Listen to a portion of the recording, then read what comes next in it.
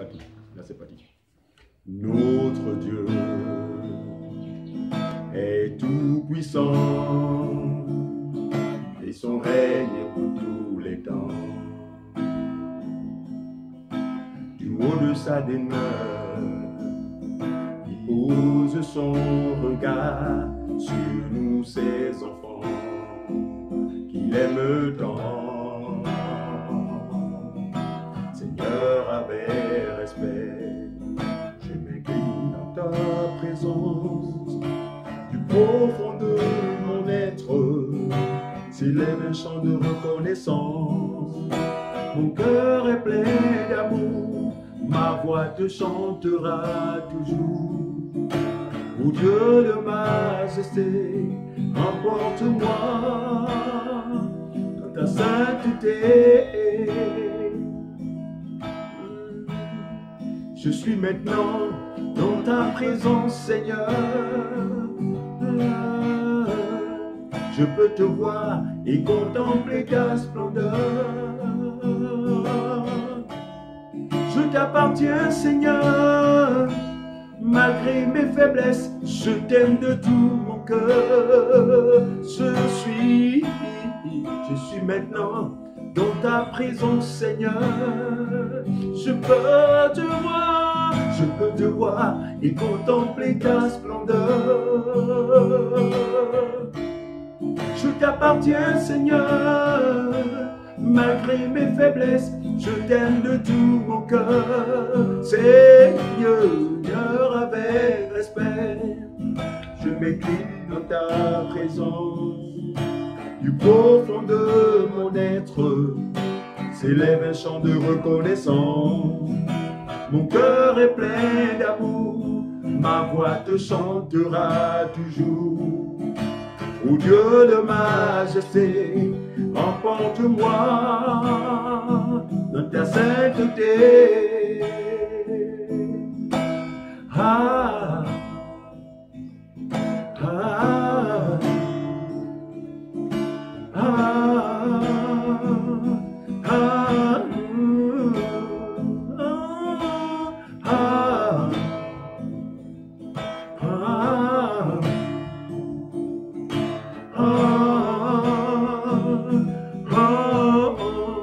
Seigneur, Seigneur, avec respect, je m'incline dans ta présence. Du profond de mon être s'élève un chant de reconnaissance. Mon cœur est plein d'amour, ma voix te chantera toujours. Ô Dieu de majesté, emporte-moi dans ta sainteté.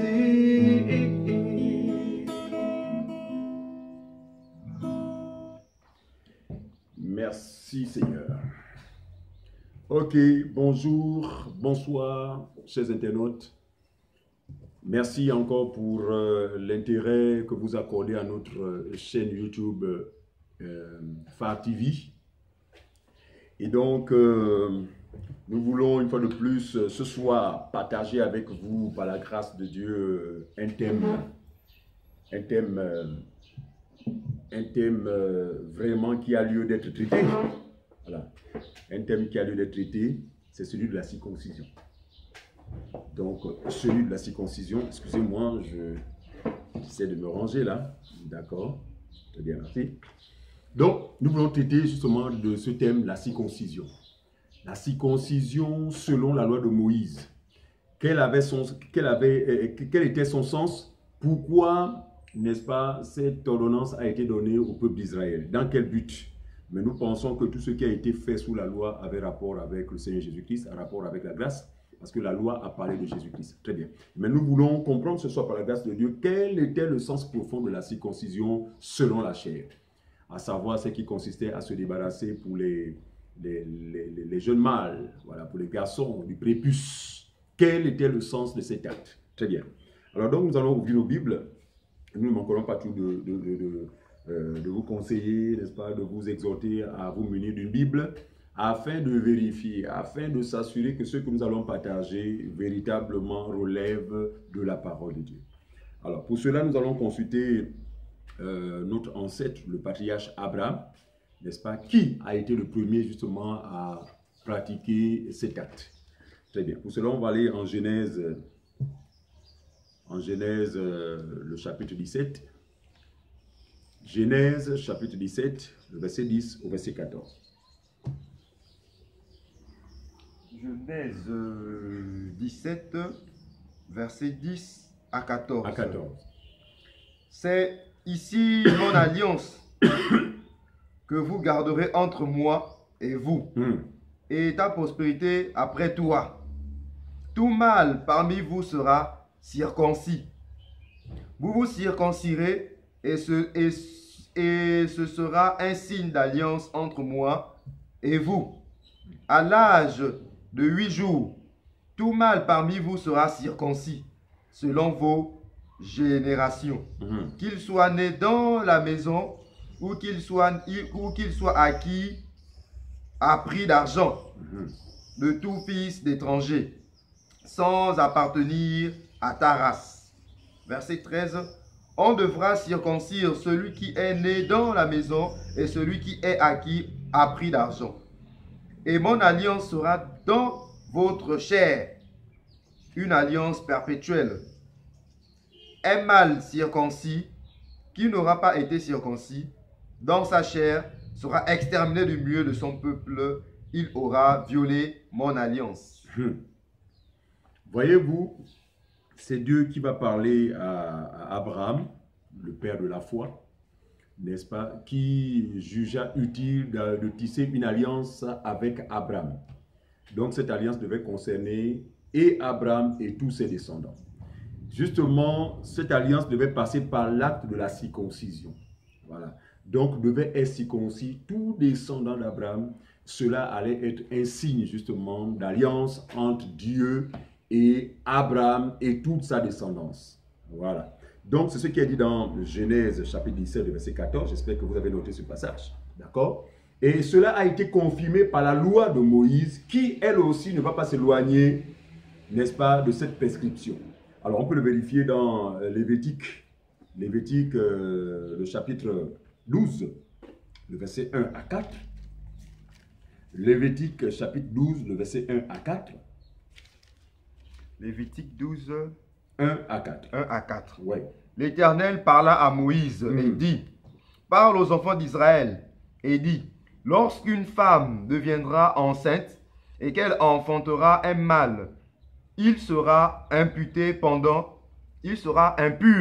pendant 7 jours. Très bien. Il sera impur comme au temps de son indisposition mensuelle. Le 8e jour, l'enfant sera circoncis. Très bien. Il restera encore 33 jours Oui. à se purifier de son sang. Elle ne touchera aucune chose sainte et elle n'ira point au sanctuaire jusqu'à ce que les jours de sa purification soient accomplis. Voyez-vous? Donc Moïse ici vient confirmer effectivement la portée de cet acte prescrit à Abraham et sa descendance, n'est-ce pas? Exigeant que chaque mâle, que chaque petit garçon soit circoncis au 8e jour. Voilà. Pourquoi? Parce que à Abraham, il a été dit que cela devait être un acte perpétuel, donc de génération en génération. En fait, Israël devait avoir sur sa chair une marque d'appartenance. C'est la circoncision dans la chair qui a distingué Israël des autres nations. Très bien. Donc, Israël s'est distingué de l'ensemble des nations par la marque extérieure qui leur avait été ordonnée par Dieu, justement pour faire la différence qu'il y a entre son peuple et ceux qui n'étaient pas son peuple, à savoir les nations. D'accord? Alors, Jésus va venir sur la terre, alors que l'alliance de Moïse est toujours justement... l'alliance de Moïse est d'actualité, d'accord? Alors que l'alliance de Moïse est d'actualité, ce qui va se passer, c'est, on va le voir justement, on va le lire, Jean chapitre 7, si c'est possible, Jean chapitre 7, on va lire le verset 22 au verset 24. Jean 7.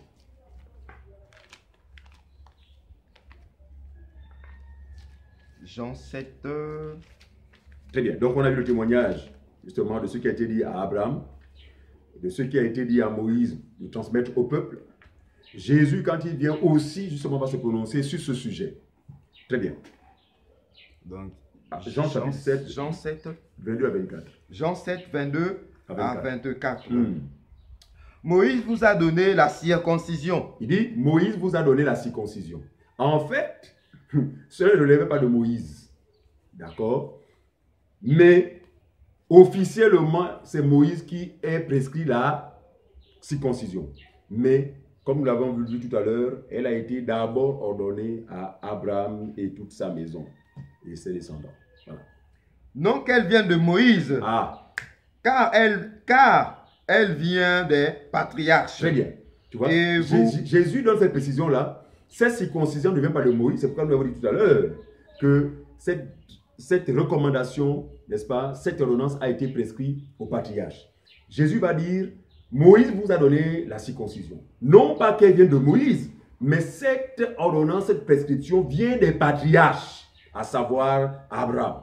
On continue. Verset 22. Abraham, Isaac et Jacob. Vient des patriarches. Oui, d'accord. Et vous circoncisez un homme le jour du sabbat.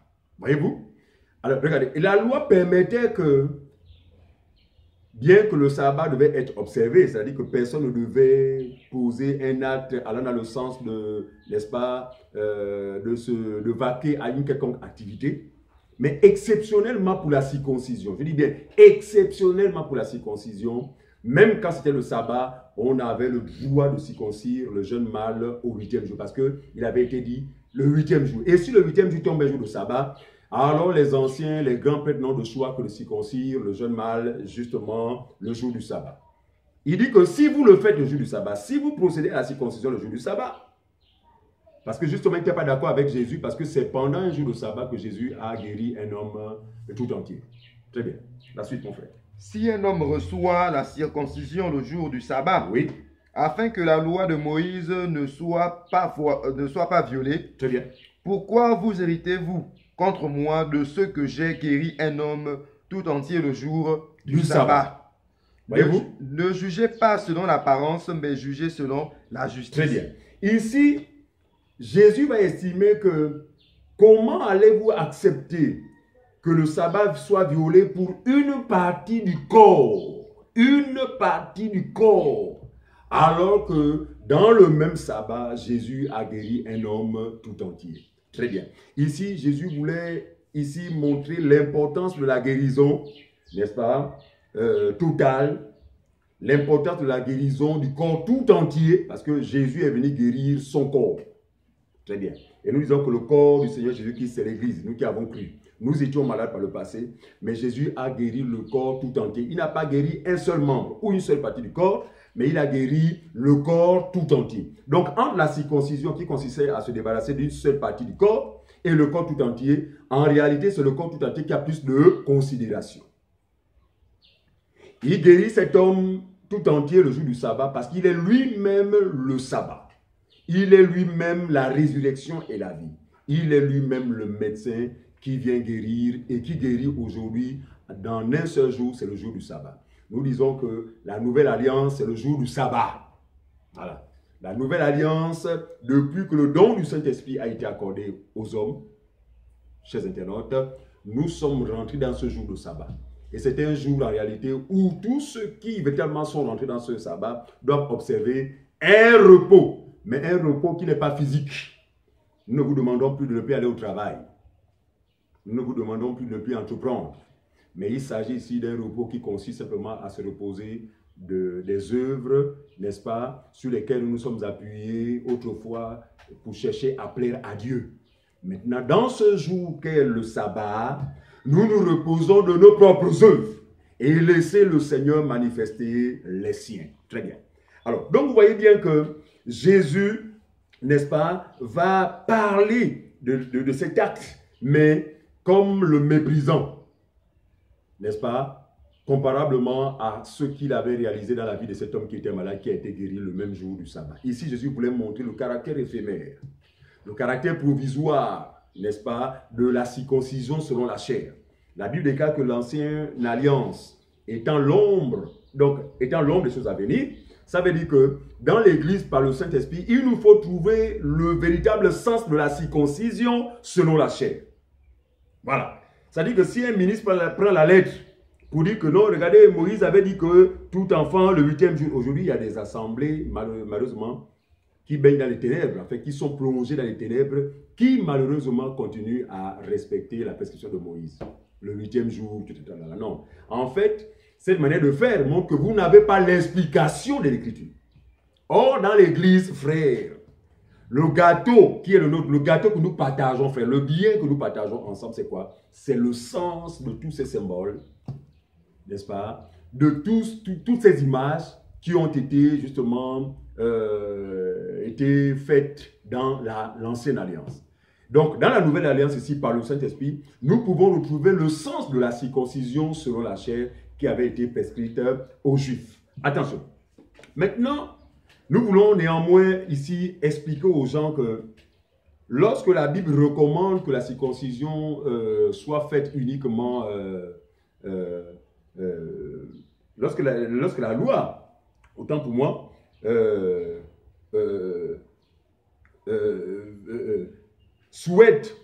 lorsque la loi impose, voilà, merci, lorsque la loi impose que chaque mâle soit circoncis, en fait, ici, le Seigneur ne veut pas ici discriminer la femme. Voilà. Parce que pour Dieu, selon cette alliance-là, parce que c'était une alliance entre Dieu et le peuple d'Israël. Et les femmes faisaient partie du peuple d'Israël. Mais quel était le signe extérieur que ces femmes avaient et qui démontrait qu'elles appartenaient au Dieu d'Israël?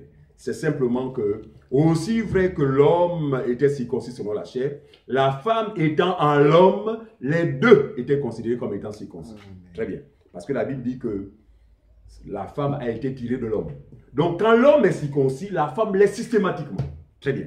Donc, ne vous posez plus des questions, mais pourquoi seulement les hommes? Très bien. Donc, ici, il est clair et net que la circoncision est imposée à tout jeune mâle, n'est-ce pas? Et celle-ci devait avoir lieu le 8e jour selon la loi de Moïse. Très bien. Maintenant, prenons Galates chapitre 2, le verset 3 à 5. Nous rentrons maintenant dans la lumière pour donner de l'explication, pour donner du sens, justement, à tout cela. Galates chapitre 2, le verset 3 à 5. Galates chapitre 2, verset 3 à 5. Mais Tite, qui était avec moi et qui était grec, ne fut pas même contraint de se faire circoncire. Alors, Tite était avec Paul. Tite était un grec. Mais Tite avait cru au Seigneur Jésus-Christ. Voyez-vous, nous voulons déjà vous révéler que la circoncision selon la chair s'est accomplie à la personne du Seigneur Jésus-Christ, qui lui, dans la nouvelle alliance, circoncit les croyants cette fois non sur la chair. C'est-à-dire que ce n'est pas une marque charnelle, mais c'est une marque de l'esprit.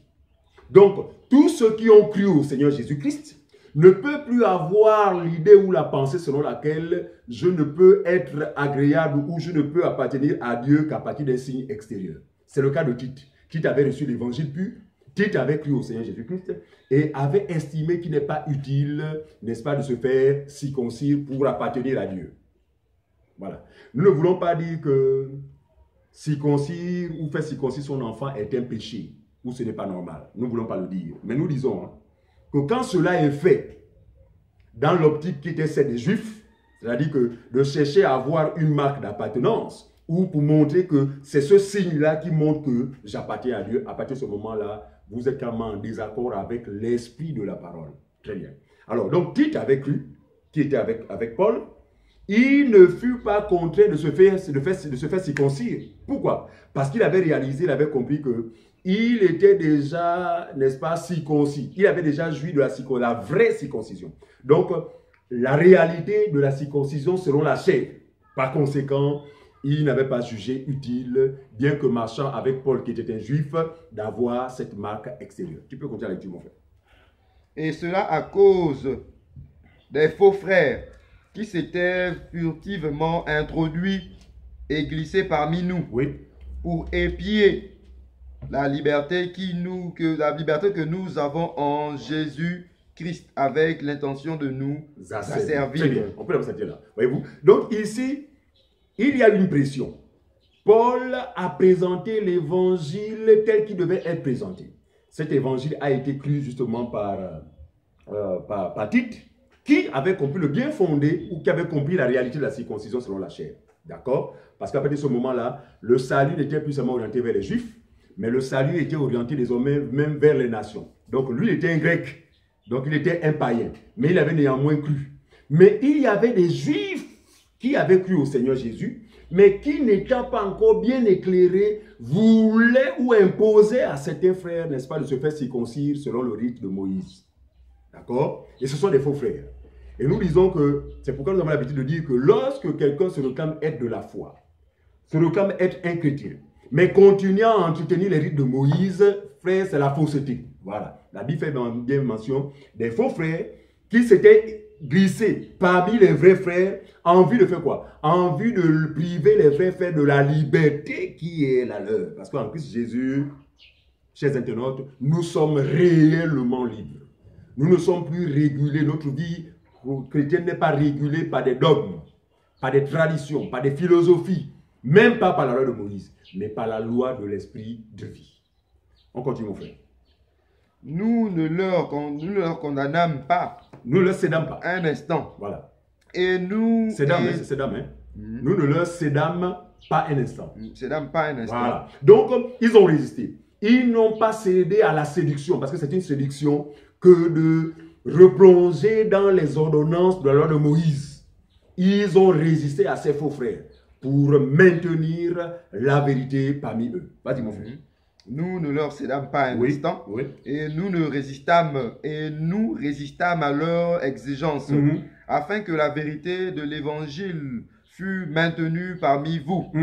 Ceux qui sont les plus considérés, quels qu'ils aient été jadis, cela ne m'importe pas.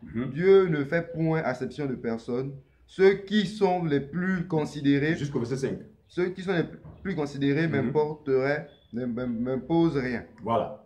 Donc, ceux qui sont les plus considérés ici, ce sont les 11 apôtres, justement, après la chute de Judas, qui avaient une telle clarté quant au message de l'évangile. Donc, une telle pensée ne pouvait venir d'eux. Mais c'est des pensées qui venaient des faux frères qui s'étaient glissés parmi eux, justement pour, n'est-ce pas, pour ramener ces frères-là, justement, au principe élémentaire du monde. Voyez-vous? Alors, la même chose va se passer quand vous lisez Actes chapitre 15. Mon frère, tu peux prendre Actes chapitre 15.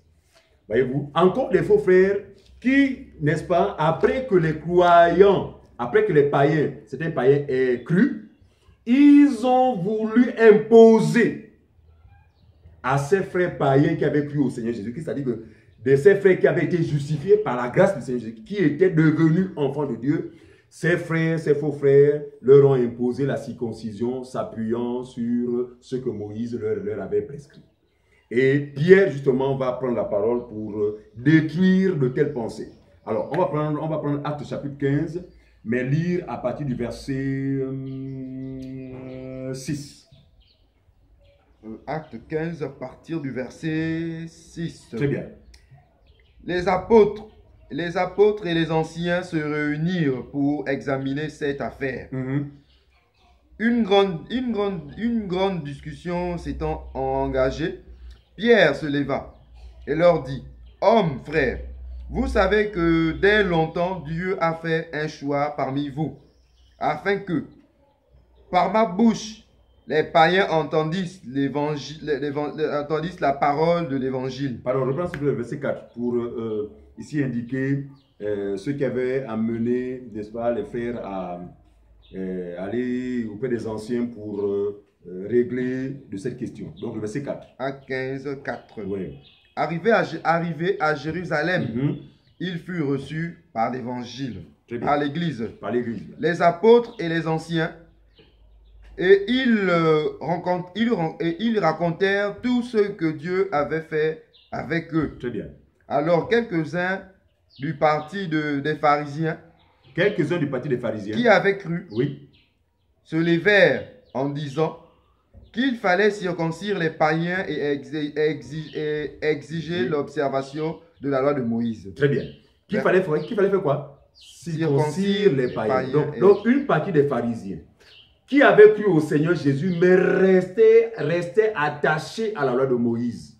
Ceux-ci imposèrent aux non-juifs qui avaient cru au Seigneur Jésus-Christ de se faire circoncis selon le rite de Moïse. Continue, mon frère. Verset 6. Oui.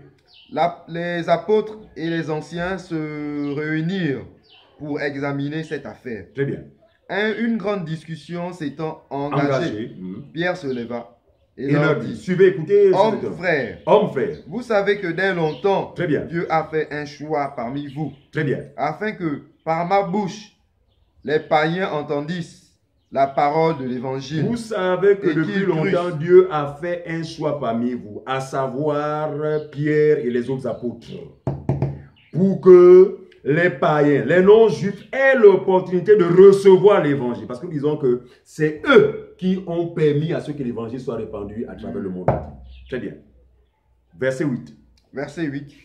Et Dieu, qui connaît les cœurs, leur a rendu témoignage, en leur donnant le Saint-Esprit, comme à nous. Voilà. Donc, par la foi, les non-croyants par la foi ont reçu le Saint-Esprit comme les Juifs qui avaient également cru. N'est-ce pas?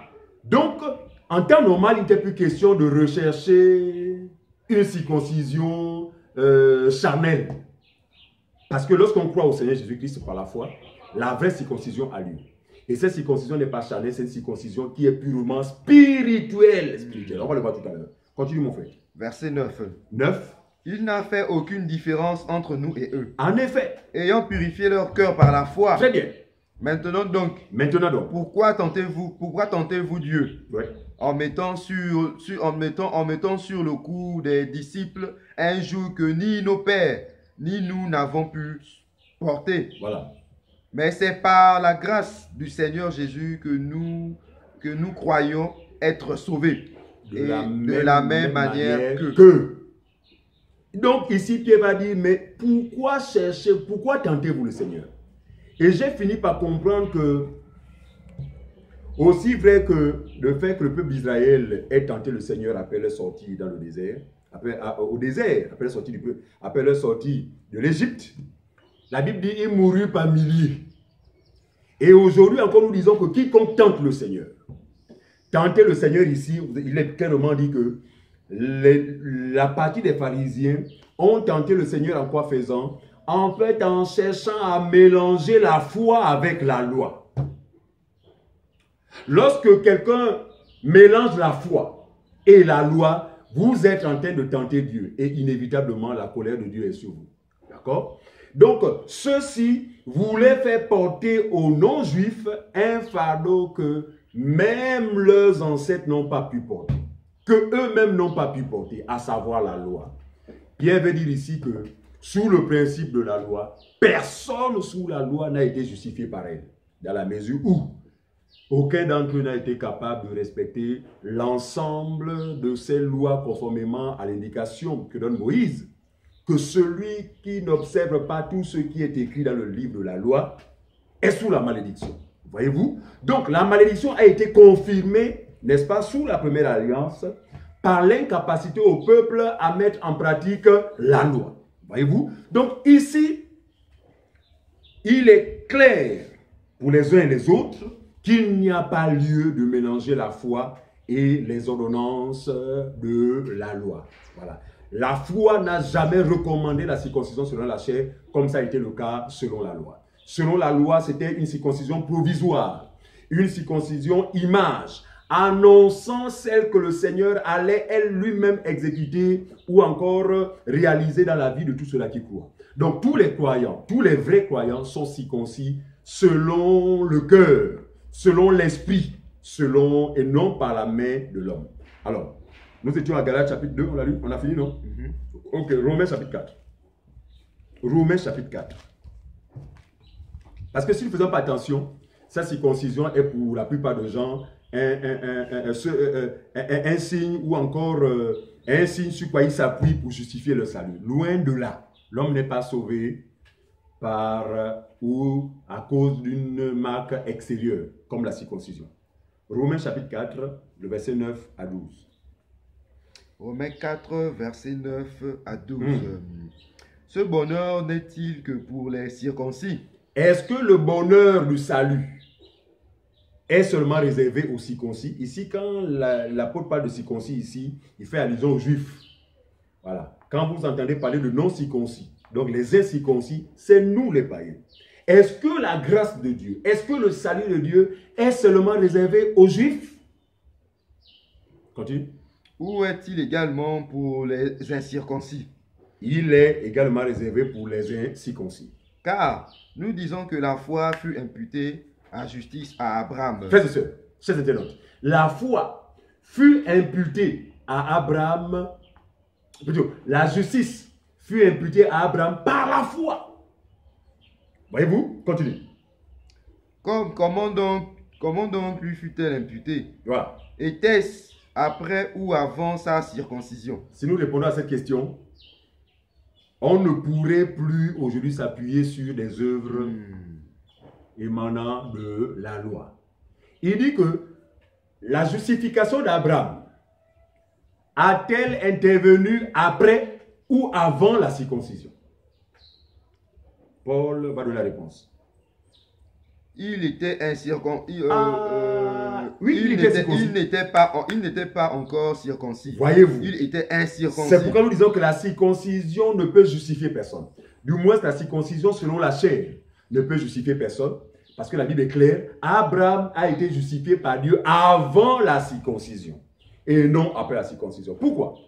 Parce que s'il aurait été circoncis après la circoncision, Abraham aurait sujet de se glorifier. Il allait dire non, je suis juste devant Dieu parce que je me suis fait circoncire. Mais je rends grâce à Dieu parce que depuis la première alliance, Dieu n'a pas voulu s'appuyer sur la justice qui vient des hommes. Dieu n'a pas donné l'occasion à l'homme de pouvoir se glorifier. C'est pourquoi lorsqu'on lit même, mon cher bien-aimé, lorsqu'on lit Éphésiens chapitre 2, le verset 8, d'accord, vous êtes sauvés par la grâce, par le moyen de la foi. Et cela ne vient pas de vous, afin que personne ne se glorifie. Donc la justification ne vient nullement de l'homme, mais la justification vient de Dieu seul. Pour preuve, la circoncision peut-être a été une œuvre agréable à Dieu selon la loi. Mais la Bible dit, Abraham fut justifié avant la circoncision. Très bien. Alors continuons, frère. Abraham, jusqu'au verset, nous allons au verset 11. Oui, 11, oui. Et il reçut le signe de la circoncision comme sceau de la justice qu'il avait obtenu par la foi. Quand il était incirconcis. Voilà. C'est pourquoi nous disons que les œuvres ne doivent ou ne pourront jamais précéder la foi. Amen. Si on vous a présenté un évangile qui vous fait croire que c'est grâce à vos œuvres que la justification peut être possible, vous êtes en désaccord avec l'expérience du patriarche Abraham. Abraham a été justifié avant l'œuvre. Mais la Bible dit que l'œuvre de la circoncision a témoigné de la justification dont a joui le patriarche Abraham.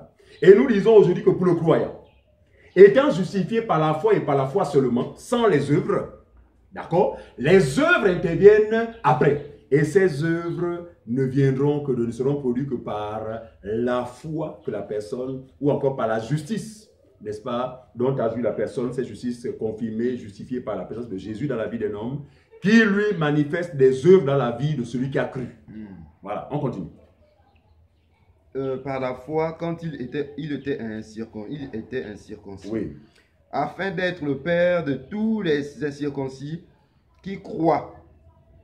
Pour que la justice. Afin d'être quoi? Le père de qui? Le père des incirconcis. Afin d'être le père. Regardez. Donc, Dieu ayant en vue de justifier tous les hommes par la foi, il fallait que Abraham, n'est-ce pas, il fallait que la justification d'Abraham passe par la foi. N'est-ce pas? Symbole de la justification qui allait être le partage de toutes les nations sans distinction. Donc, la justification d'Abraham avant la circoncision selon la chair, c'est ce qui est confirmé aujourd'hui par la justification de tous ceux qui croient. D'accord? Sans les œuvres. Parce que Abraham, on l'a vu tout à l'heure, Abraham a été justifié sans les œuvres. Les œuvres ont intervenu, l'œuvre de la circoncision a intervenu après la justification. Donc après qu'il ait cru. Voilà. Continue mon frère. Donc Dieu prévoyant justement. Le père de tous les incirconcis qui croient, pour que la justice leur fût aussi imputée. Amen. Verset 12. 12. Et le père des circoncis, qui ne sont pas seulement circoncis, mais encore qui marchent sur les traces de la foi de notre père Abraham quand il était incirconcis. Très bien. Ici, les vrais fils d'Abraham, chers internautes, ce sont ceux-là qui marchent sur les pas d'Abraham. Et Jésus pouvait demander aux Juifs, en Jean chapitre 8, de ces Juifs qui se réclamaient être descendants d'Abraham. Ils ont dit à Jésus, nous avons pour père Abraham, mais nous ne pouvons être esclaves de personne. Et Jésus leur dira ceci, si Abraham était votre père, vous auriez accompli les œuvres d'Abraham. Qu'est-ce que Jésus voulait dire? Vous aurez recherché la justification d'abord, avant les œuvres. Or, ceux qui se réclamaient d'Abraham s'appuyaient, n'est-ce pas, s'appuyaient ou comptaient beaucoup plus sur leurs œuvres que sur la foi. En cela, ils n'étaient pas des fils d'Abraham. De même aujourd'hui, tous ceux qui marchent sur les œuvres, sur les pas d'Abraham, n'est-ce pas, sont descendants d'Abraham, sont fils et filles d'Abraham. Mais cela est justifié par le fait qu'ils ne permettront jamais, ils ne croiront jamais que leur justification relève de leurs œuvres, viendrait d'une quelconque œuvre. Mais ils feront comme Abraham, n'est-ce pas, qui a su que la justification ne venait pas de la circoncision sur la chair, mais la circoncision sur la chair a été la suite ou encore le résultat ou la résultante de la justification justement obtenue par la foi, par ce qu'il avait entendu de la bouche de Dieu. On a fini ce passage? Très bien. Maintenant, on va aller à Philippiens chapitre 3. Philippiens chapitre 3. Philippiens 3. Oui. 1 à 21. Philippiens 3, 1 à 21. Oui, Philippiens 3, 1 à 21. Philippiens 3, 1, 21. Je ne me laisse point vous écrire les mêmes choses. Je ne me lasse point de vous écrire les mêmes choses. Et pour vous, cela est salutaire. Très bien. Prenez garde aux chiens. Prenez garde aux mauvais ouvriers. Voilà. Prenez garde aux faux circoncis. Car les circoncis, c'est nous qui rendons à Dieu notre culte par l'Esprit de Dieu, qui nous glorifions en Jésus-Christ et qui ne mettons point notre confiance en la chair. Suivez, bien aimé. Il dit, je ne me lasse point de vous écrire les mêmes choses. C'est Paul qui parle. Et pour vous, cela est salutaire. Regardez, il met en garde les vrais croyants. Il met en garde ici tous ceux qui marchent sur les pas d'Abraham, en leur disant ceci. Prenez garde aux chiens. Frère, les chiens ici, ce ne sont pas les animaux appelés chiens, les animaux domestiques appelés les chiens que vous gardez. Les chiens ici, ce sont les hommes qui ne comprennent pas les choses de Dieu. C'est l'homme animal qui a du mal, qui ne peut comprendre les choses de Dieu. N'est-ce pas? Donc, qui s'appuie sur leurs propres œuvres. Voilà. Prenez garde aux chiens, aux mauvais ouvriers. Prenez garde aux faux circoncis. Pourquoi Paul parle de faux circoncis? Le faux circoncis ici, c'est celui qui met sa confiance dans le signe extérieur, qui met sa confiance dans ce qui relève de la chair, qui met sa confiance dans tout ce qui relève des œuvres de la chair, d'accord, ou des œuvres humaines. Prenez garde aux chiens, prenez garde aux mauvais ouvriers, prenez garde aux incirconcis, aux circoncis, aux faux circoncis.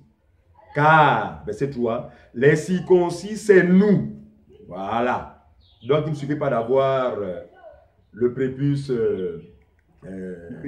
coupé, d'accord, ou extrait, d'accord, mais il faut être un vrai circoncis. Il dit, car les circoncis, c'est nous qui rendons à Dieu un culte par l'esprit. Tenez-vous bien, même si vous n'êtes pas circoncis, vous êtes un homme, vous n'êtes pas circoncis, mais si vous croyez au Seigneur Jésus-Christ, frère, vous avez reçu la vraie circoncision qui est celle de l'esprit. Vous avez été justifié. Par conséquent, même si vous mourrez incirconcis selon la chair, vous êtes sauvé. Parce que la circoncision selon la chair n'était pas la réalité, mais la circoncision selon la chair était l'ombre de la vraie circoncision. Je vais continuer la lecture. Car les circoncis, c'est nous qui rendons un culte à Dieu par l'Esprit de Dieu, qui nous glorifions en Jésus-Christ. Frère, se glorifier en Jésus-Christ, c'est quoi? C'est renoncer à ses propres œuvres. Notre gloire, c'est Jésus. Notre sanctification, c'est Jésus. Notre résurrection, c'est Jésus. Notre sainteté, c'est Jésus. Notre force, c'est Jésus. Notre esprit, voyez-vous. Donc, ici, le circoncis, c'est celui qui se glorifie en Jésus-Christ. Et qui ne mettons point notre confiance dans la chair. C'est bien indiqué. Qui ne compte pas sur ses propres œuvres. Qui ne compte pas sur l'application des lois religieuses pour obtenir la justice de Dieu. Mais qui s'appuie à 100%. Qui se fond dans la personne du Seigneur Jésus-Christ. Très bien. C'est celui-là qui est considéré par Dieu comme étant le vrai circoncis. Très bien. Verset 4. Mais moi aussi, cependant, regardez, Paul va dire ceci. Il dit, moi aussi, Paul, cependant, j'aurais sujet de mettre ma confiance dans la chair. Si quelqu'un autre croit pouvoir se confier à la chair, je le puis bien davantage. Ici, Paul met à défi tous les faux circoncis qui aujourd'hui veulent faire croire aux hommes, qui veulent faire croire qu'ils sont capables de mettre en pratique la loi et d'être agréables à Dieu par rapport aux œuvres de la loi. Il dit, hein, si ce n'était que ça, moi, Paul, j'aurais sujet de me glorifier. J'aurais sujet de me glorifier et mettre ma confiance dans la chair. De mettre davantage ma confiance dans la chair. Pourquoi? Parce que moi, Paul, je suis un juif. C'est ce qu'il dit, verset 5. Moi, circoncis le 8e jour. Écoutez-moi bien. Parce que, non, frère, c'est grave de voir des gens qui ne sont pas des juifs chercher à rentrer dans la pratique du culte des juifs. Pourquoi Paul n'a pas continué dans la pratique du culte des juifs? Parce que Paul avait cru au Seigneur Jésus-Christ. Parce que Paul s'était converti. Personne ne peut être converti au Seigneur Jésus-Christ et continuer à entretenir les rites de Moïse. Aller en Israël chercher des huiles d'onction. Aller en Israël chercher des talis. Aller en Israël chercher des kippas. Voilà. Ça, c'est la manifestation de l'inconversion. Parce que Paul dit ici, là, si c'est sur cette base-là, si c'est sur la base de la loi, moi, Paul, j'aurais sujet de me glorifier. Et même davantage. Pourquoi? Parce que moi, je suis un juif. Vous êtes des non-juifs, vous êtes des Gabonais. Circoncis le 8e jour, conformément à la loi de Moïse. C'est ce qui est dit. Tu peux continuer, mon frère, la lecture. Moi, circoncis le 8e jour. 8e jour. De la race d'Israël. De la race d'Israël. De la tribu de Benjamin. De la tribu de Benjamin. Hébreu, né d'Hébreu. Quant à la loi pharisienne. Regardez bien. Donc ici, Paul remplit tous les critères qui lui donneraient d'être apte à pouvoir pratiquer la loi de Moïse. Continue, mon frère. Quant aux zèles persécuteurs de l'Église, oui, irréprochable à l'égard de la justice de la loi. Très bien. Il veut dire que, en tout cas, bien que tout juif a violé la loi, d'accord, mais le zèle qui a été le sien, la détermination qui a été la sienne, d'accord, quant à l'heure de Moïse, donnait à certaines personnes de voir même que cet homme-là, qu'appelait Paul, vraiment, il ne veut même pas la loi. Hein. Tu vois? On dit bien irréprochable à l'égard de la justice qui venait de la loi. Ça, c'est la vie que tous ceux qui l'entouraient avaient de lui. Parce qu'il pratiquait, il aimait son Dieu. Et pour cela, il a recherché la justice à travers les œuvres de la loi. Mais le verset 7. Mais ces choses étaient pour moi un gain. Je les ai regardées comme une perte. Arrêtons-nous d'affaire. Nous voulons profiter ici pour détruire les faux enseignements des faux ministres de la parole, qui prennent le verset 7 pour parler des boîtes de nuit, pour parler de la fornication, pour parler du mensonge, pour parler des initiations traditionnelles, pour parler... Non, non, non. Dans le contexte, Paul est clair. Il est question de ce sur quoi il fondait sa foi, de ce sur quoi il comptait pour être juste devant Dieu, à savoir la loi. Il dit, mais ces choses préalablement citées, son zèle, son attachement à la loi de Moïse, il dit, mais ces choses qui étaient pour moi un gain, n'est-ce pas, je les ai regardées comme une perte à cause de Christ. Mon frère Didier, personne ne peut avoir connu le Seigneur Jésus et continuer à considérer ce qui relève de la loi comme étant salutaire. C'est clair. Voilà. Quand nous assistons à ce cas de figure, nous avons affaire à des inconvénients. Et nous voulons ici affirmer solennellement à toute personne, pasteur, docteur, prophète, selon vos titres, quiconque se réclame être enfant de Dieu. Donc, parce qu'un enfant de Dieu est justifié par la foi. Mais qui, malheureusement, a un pied sur les rites et ordonnances de Moïse, c'est triste, mais il faut que nous disions, vous ne connaissez pas le Seigneur, vous avez besoin d'écouter l'évangile de la grâce de Dieu. Parce que c'est l'évangile de la grâce de Dieu qui a été révélé à Paul, qui a donné à Paul de lâcher prise, de renoncer, de rejeter ce sur quoi il s'appuyait, à savoir la loi. Continue mon frère. Donc le verset 8 maintenant. Verset 8. Oui. Et même, je regarde toutes choses comme une perte à cause de l'excellence de la connaissance de Jésus-Christ. Très bien. Mon Seigneur, pour lequel j'ai renoncé à tout, Oh. et je les regarde comme de la boue, afin de gagner Christ. Alléluia. Donc, personne ne peut gagner Christ tout en continuant à entretenir la loi. Il dit, à cause de l'excellence de la connaissance de Jésus-Christ, j'ai renoncé à tout. Frère, nous disons que un vrai croyant doit renoncer complètement à la loi, dans la mesure où Jésus sur la croix a mis fin à la loi. La Bible dit, il a effacé les ordonnances dont les actes dont les ordonnances nous condamnent. Il a annulé la loi. Il a effacé les commandements rattachés à la loi. Et Paul vous dira plus tard, Christ est la fin de la loi pour la justification de tous ceux qui croient. Donc, il est inadmissible ou incompréhensible de savoir qu'il y a des gens qui disent qu'ils sont chrétiens, mais qui sont en même temps disciples de Moïse, en même temps disciples de Jésus. Donc ça ne s'explique pas.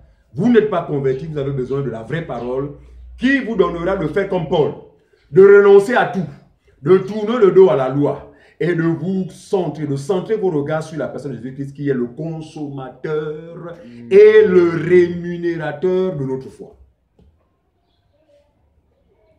C'est ça l'évangile. Voilà l'évangile que les gens ont besoin d'entendre. Ce n'est pas l'évangile festif.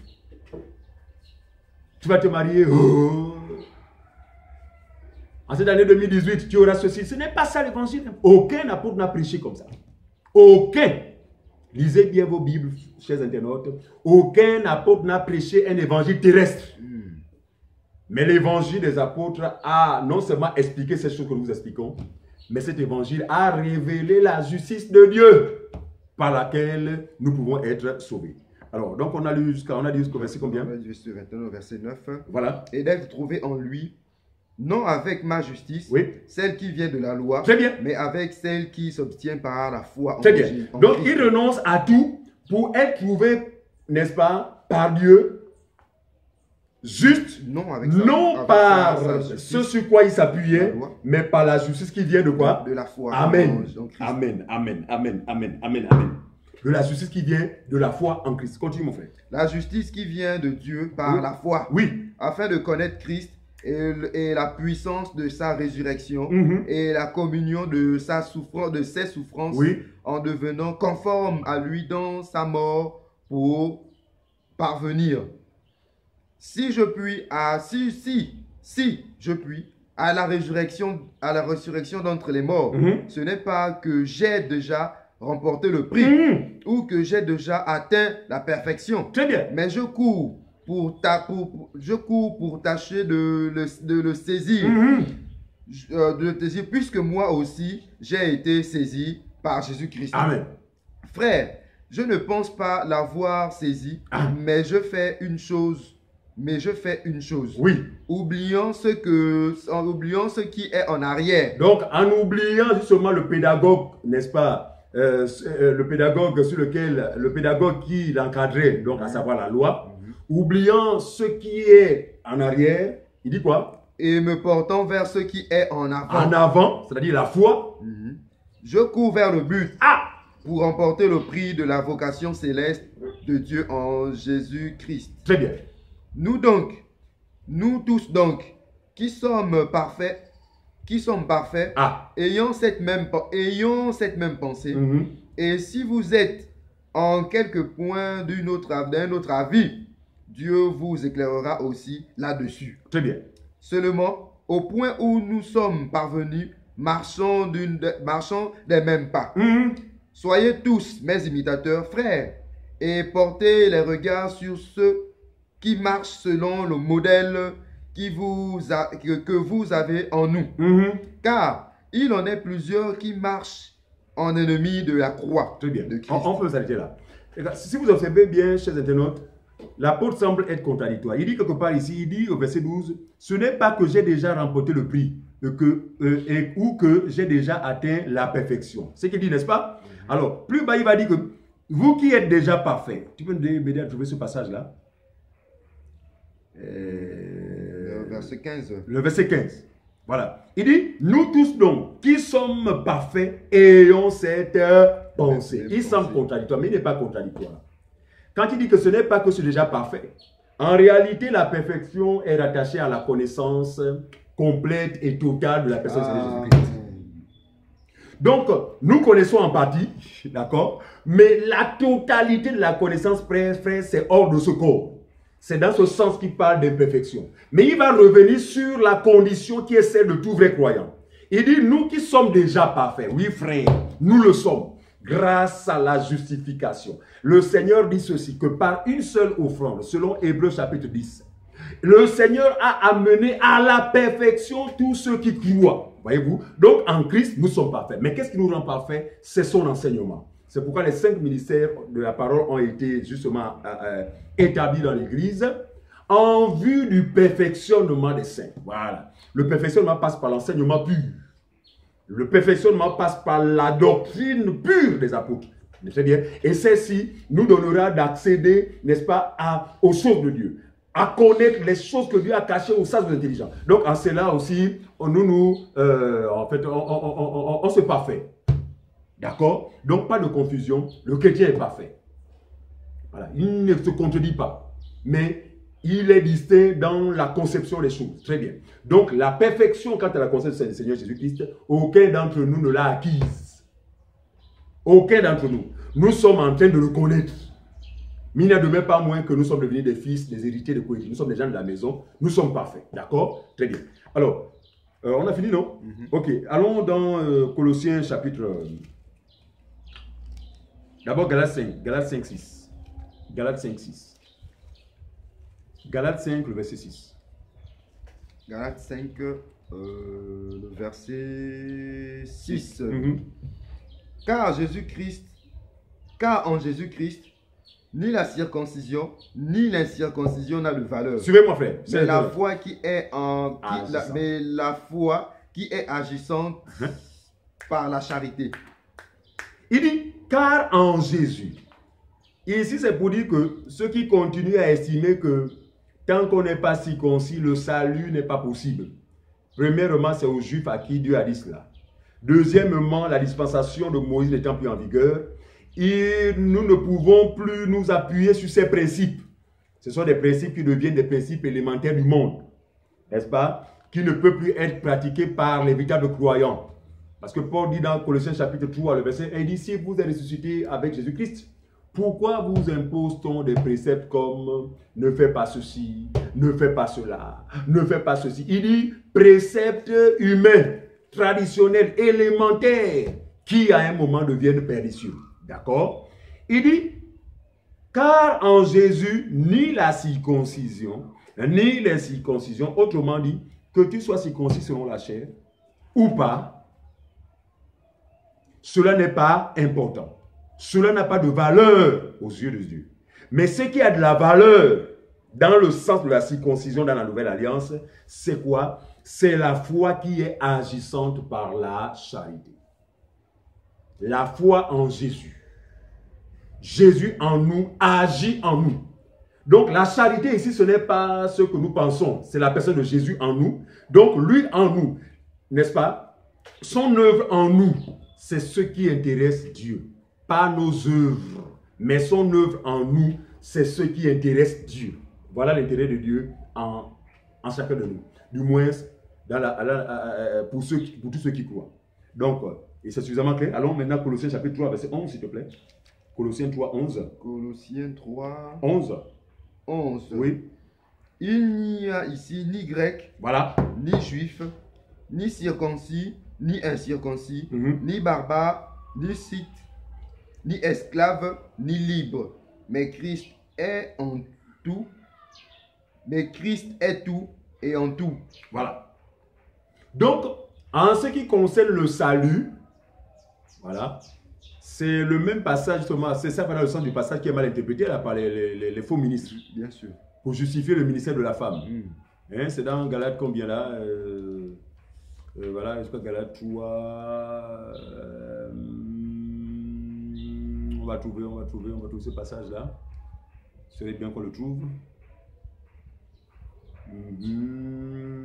Galates 4. Non. Galates 4, hein? Voilà, il n'y a plus ni juif ni grec.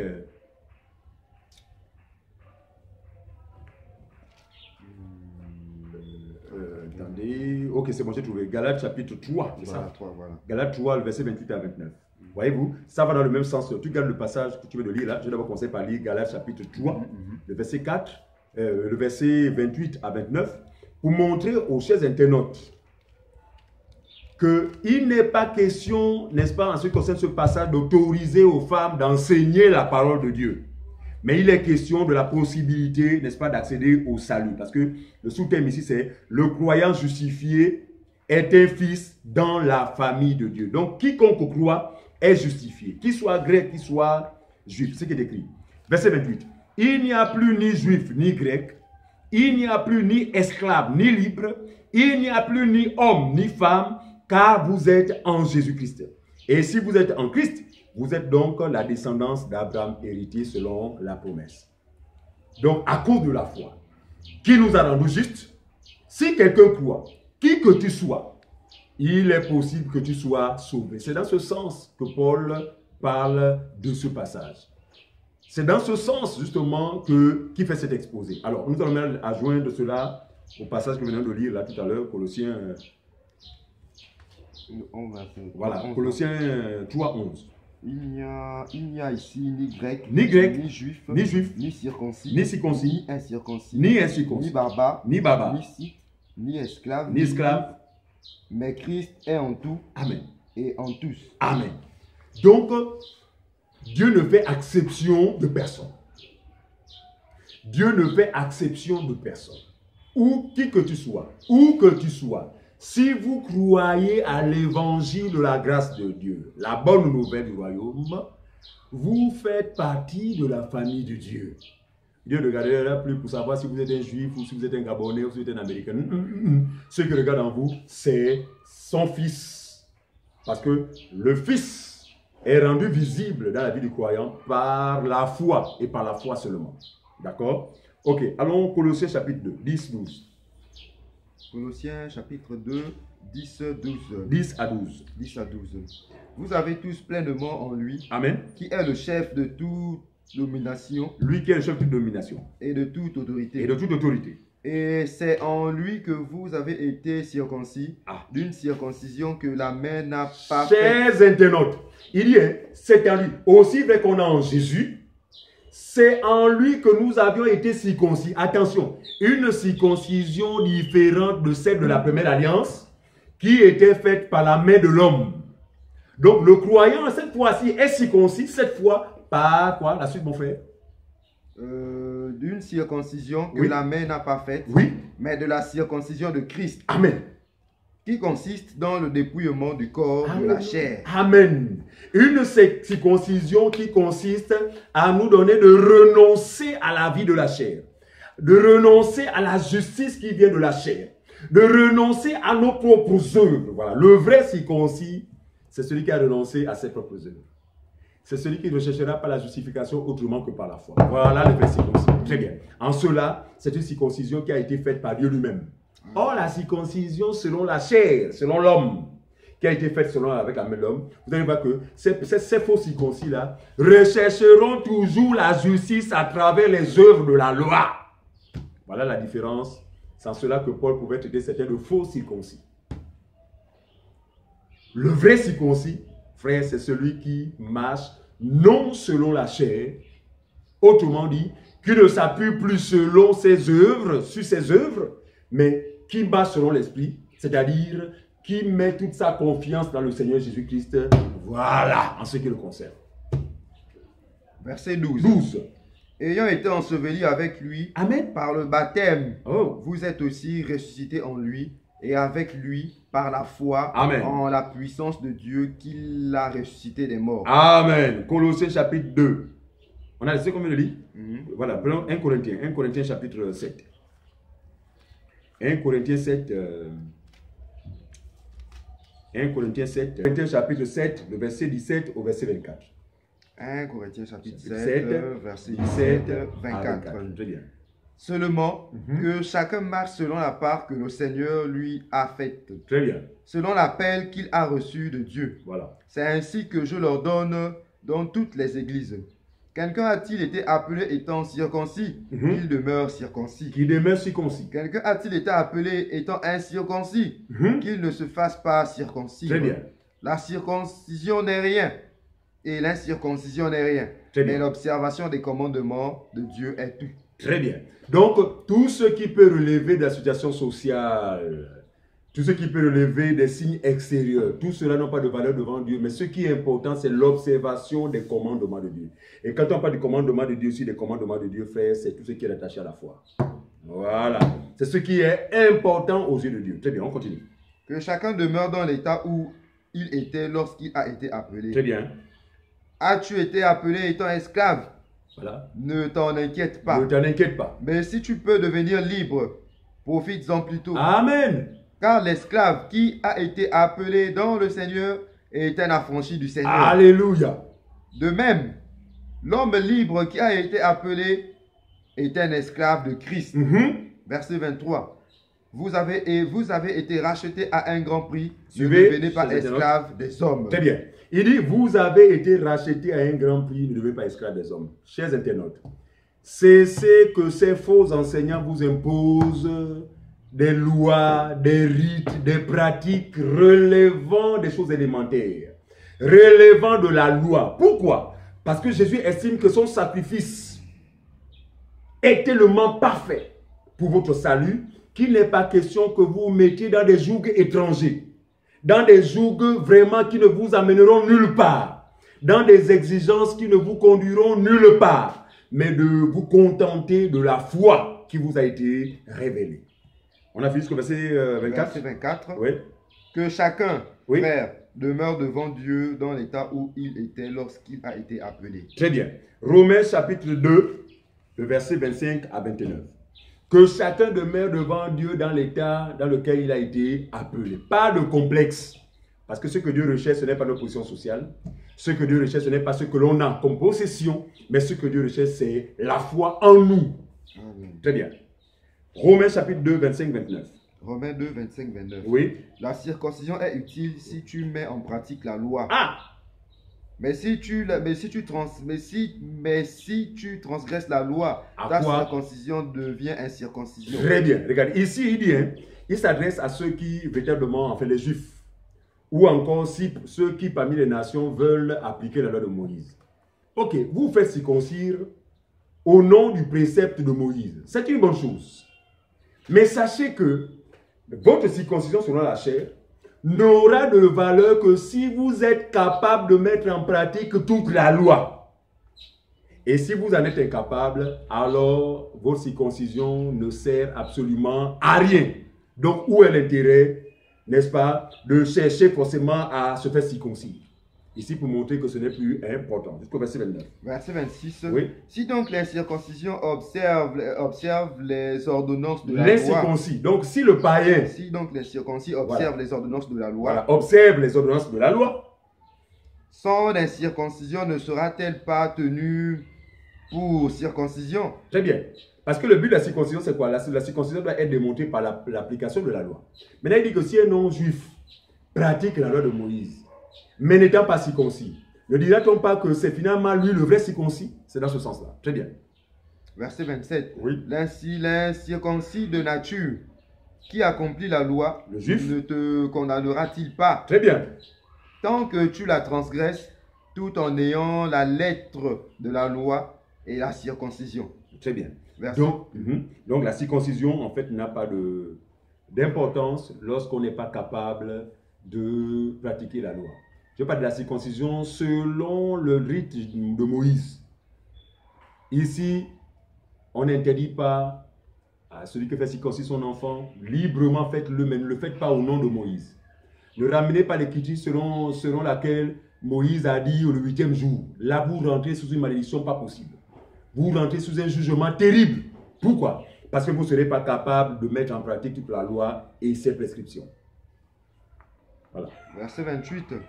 Le juif, ce n'est pas celui qui en a le dehors. Ah, le dehors. Très bien. Donc le vrai juif, ce n'est pas celui qui a un signe extérieur sur la chair. Mais, continue. Et la circoncision, ce n'est pas celle qui est visible dans la chair. Très bien. Mais le juif, c'est celui qui l'est intérieurement. Alléluia. Et la circoncision, c'est celle du cœur. Du cœur. Selon l'esprit. Selon l'esprit. Selon la lettre. Et non selon la chair. La louange de ce juif ne vient pas des hommes, mais de Dieu. Amen. Amen. Donc, le juif qui est circoncis selon la chair, il sera loué par ses frères les juifs, par les hommes. Oh, mais toi, vraiment, oui, tu es vraiment un vrai juif. Hein? Ah, tu es vraiment un vrai chrétien. Hein?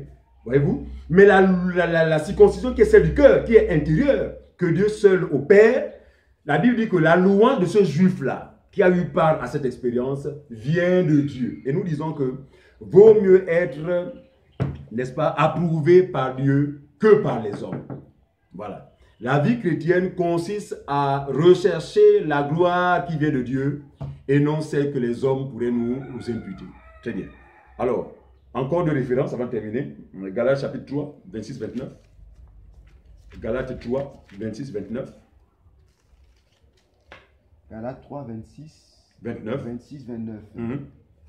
Car vous êtes tous fils de Dieu par la foi en Jésus-Christ. Amen. Vous êtes tous fils de Dieu par la foi en Jésus-Christ. Vous tous qui avez été baptisés en Christ. Amen. Vous avez revêtu Christ. Vous avez revêtu Christ.